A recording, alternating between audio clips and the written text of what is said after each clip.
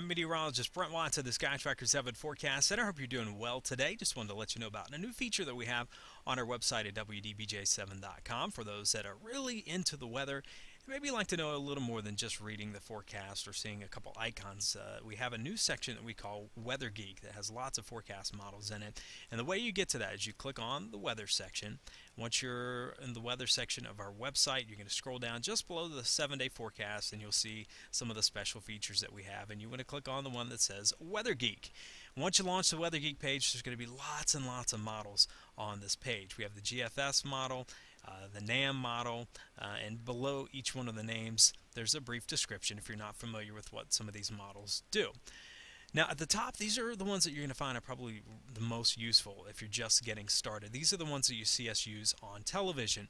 Now for instance, there's the clouds and preset model, the rain accumulation model, and the snow accumulation model. Now if I click on the clouds and preset model, it's going to open up in a new window. And if you do not have QuickTime installed on your computer, you're going to want to do that because this forecast model uses QuickTime. And the reason we chose QuickTime is because it will load on iPads, it will load on most all of your mobile phones and the tablet devices as well as your computer. So once it loads, you're going to have access to the forecast model itself. And I'll play it through one time and you can see what it looks like. However, if you want to stop it at any point, you can grab the little scrubber at the very bottom and go back through and look at the timing, just like you would be able to do on television if we stopped it in the middle of the sequence. So a lot of different features available on this Weather Geek section. And again, there are some the pressure and front system, so you can go through and you can see what the fronts are going to look like. So let me move this over so you can see that.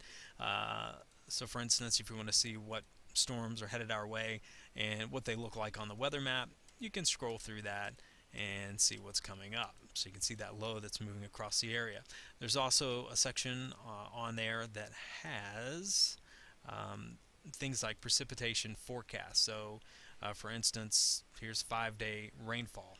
So this gives you an idea of what the rain is going to look like through our next storm. And you can look at some of these contours here and match them up to the legend over here, and it's very simple to give you an idea of what's coming up. Now this page of course is in the making, so if you have any suggestions or questions, feel free to send those along to us and we'd be glad to add some things to it. So visit the Weather Geek section of our website WDBJ7.com. Hope you have a great day and thanks for logging on.